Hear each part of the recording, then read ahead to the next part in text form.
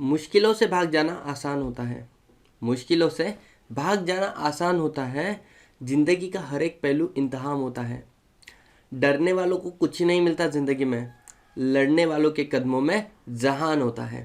तो yes people, this side your friend C S Satish Devilal ji भाईती। I am your faculty mentor coach for subject called business law.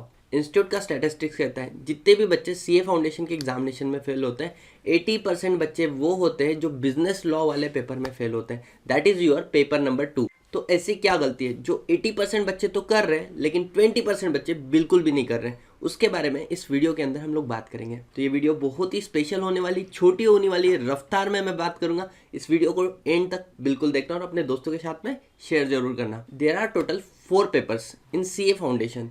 इसमें से आपका paper number 2 है business law. बोलने के इसलिए हम इसको बिजनेस लॉ बोलते हैं, लेकिन this paper divided into 2 parts. Business law carry the 60 mark majority portion of your syllabus, whereas BCR business correspondence reporting carry 40 marks, मतलब a small portion of your syllabus।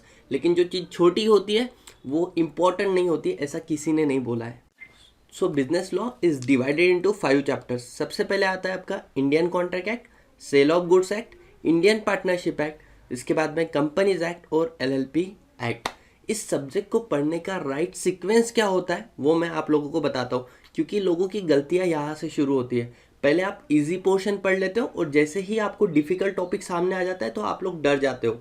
तो अगर आपकी माइंड अंडरस्टैंडिंग को आपको बढ़ाना है, लॉ को सही मायने से समझना है, तो सबसे पहले आप कैरी शुरू करो कंपनीज एक्ट के साथ में। इसके बाद में जब आप पढ़ने के लिए बैठो तो इंडियन कॉन्ट्रैक्ट एक्ट, उसके बाद में सेल ऑफ गुड्स एक्ट, उसके बाद में इंडियन पार्टनरशिप एक्ट। क्यों? क्योंकि सेल ऑफ गुड्स एक्ट और इंडियन पार्टनरशिप एक्ट ये बाद में बने हैं, पहले ये इंडियन कॉन्ट्रैक्ट एक्ट का ही हिस्सा हुआ करते थे। तो ये तीनों एक्ट को आपको एक साथ में पढ़ना है। रिवीजन में इनका सीक्वेंस फिर से चेंज हो जाएगा, लेकिन पहला सीक्वेंस आपका ये होना चाहिए और सबसे लास्ट में आप पढ़ो लिमिटेड लायबिलिटी पार्टनरशिप एक्ट।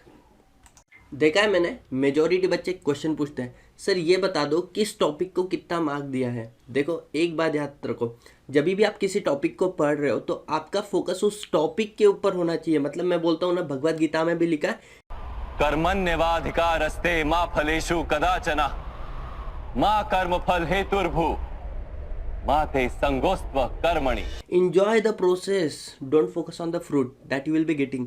ठीक है, फ्रूट तो आपको मिलेगा जब आप प्रोसेस से प्यार करोगे। तो वेटेज के बारे में मैं नेक्स्ट वीडियो में आपसे बात करूंगा। किसी ने सही कहा है, if you fail to plan you are planning to fail. अगर आप प्लान बनाने में गलत हो जाते हो तो जो प्लान आप बनाते हो वो आपको फेल्योर की तरफ लेके जाएगा। तो बड़ी सिंपल तरीके से मैं बताता हूँ 4 ऐसे मिस्टेक जो जनरली बच्चे करते हैं। और देखो, गलतियाँ करना बुरी बात नहीं है, लेकिन किसी और की गलती को रिपीट करना बिल्कुल भी बुरी बात है। तो जब आप बिजनेस लॉ सब्जेक्ट को प्रिपेयर कर रहे हो, सबसे पहले अपनी सोर्स को पहचानो। देखो, भगवत गीता हमारे पास है, जो ज्ञान आपको भगवत गीता से मिलेगा वही ज्ञान बहुत सारे ऑथर ने अपने बुक्स में लिख के रखा है और उस बुक को अलग अलग नाम दे दिए। लेकिन मुझे एक बात बताओ, ये जो है वो सब्सिडरी बुक्स है, जो मेन बुक क्या है? Bhagavad Gita. Exactly study material जो इंस्टीट्यूट ने आपको प्रोवाइड किया है, that should be your foundation, that should be your Bhagavad Gita, that should be your Bible. ठीक है, तो अपनी स्टडी मटेरियल को बिल्कुल भी इग्नोर मत करना। काफ़ी बच्चों के मन में कॉन्फिडेंस नहीं होता है with respect of business law, क्योंकि उनके मन में एक बात हमेशा उनको खाई जाती है कि मैंने मेरे सर के नोट्स तो पढ़ लिए लेकिन मैंने मॉड्यूल नहीं पढ़ा।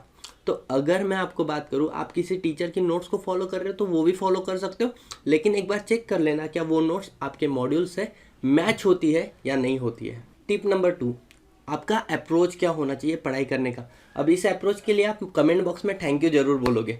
देखो यारो, 2 तरीके के बच्चे होते हैं। बचपन में चल जाओ, कोई बच्चे हमारे स्कूल के टॉपर होते थे, राइट?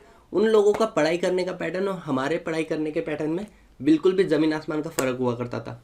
हम लोग टीचर के पास जाते थे, पढ़ते थे, उस चीज़ को आने के बाद में घर पे पढ़ते थे। लेकिन जो क्लास के टॉपर थे वही हमारे ट्यूशन में भी होते थे, वहीं पे वो भी टॉपर होते थे। तो उनका अप्रोच क्या होता था, वो लोग पहले घर पे पढ़ते थे कि जो सर हमें पढ़ाने वाले हैं, फिर वो सर के पास आकर पढ़ते थे तो उनकी अंडरस्टैंडिंग और भी अच्छी हो जाती थी और उसके बाद में वो फिर से पढ़ते हैं। तो जब आप पहली बार घर से पढ़ रहे हो तब आप इस बात पे फोकस मत करो कि आपको समझ में आ रहा है नहीं आ रहा है, आपका काम सिर्फ पढ़ना होता है। उसके बाद में जब आप क्लास में रहोगे ना तो आप लोग थोड़ा सा एक्स्ट्रा एज गेन करोगे। कहा है ना, the difference between ordinary and extra ordinary is just that extra word. Third and most important thing, आपका जो मॉड्यूल है वो 300 साढ़े 300 पेज का है, लेकिन लास्ट डे आप एग्ज़ाम से आओगे तब आपके हाथ में सिर्फ 8-10 घंटे बचे हुए हैं। तो ऐसे केस में आपके पास एक समरी नोट्स होना चाहिए जो रिप्लिका होना चाहिए आपकी मॉड्यूल का। तो यहाँ पर हम लोगों ने क्या करना है, देखो टीचर के नोट्स आप बनाओगे दैट इज़ ओके, लेकिन 300 पेज के नोट्स को 100-125 पेज के अंदर कन्वर्ट कर लो, तो लास्ट डे आप मल्टीपल रिवीजन दे सकते हो। पॉइंट नंबर 4 कहते हैं ना, प्रैक्टिस मेक मैन परफेक्ट। ठीक है, जो आपका पेपर नंबर 2 है ये आपका सब्जेक्टिव पेपर है, ऑब्जेक्टिव नहीं है, मतलब अक्कड़ बक्कड़ बम्बे बो ये नहीं करना है, आपको क्वेश्चन के आंसर लिखना है। तो अगर आप घर पर प्रैक्टिस करोगे, हर एक दिन अगर एक भी क्वेश्चन लिखोगे, टिल योर एग्जामिनेशन आप लोग मोर देन 180 क्वेश्चन सॉल्व कर लोगे। सो गाइज वेरी सिंपल, आप लोगों ने क्या करना है, डेली प्रैक्टिस करना है। So this is all from my side for this video.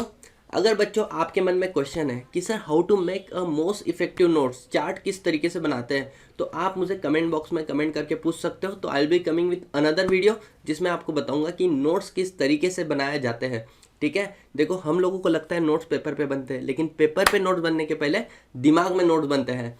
And the second most important thing, अगर आप लोगों को लगता है कि अभी वाले पेपर का हमें एनालिसिस करना है कि जो रिसेंटली हुआ था, तो आप मुझे कमेंट बॉक्स में रिक्वेस्ट कर सकते हो। I will be coming with another video जहाँ पर हम लोग प्रीवियस पेपर जो इंस्टीट्यूट ने कंडक्ट किया था उसका एनालिसिस करेंगे।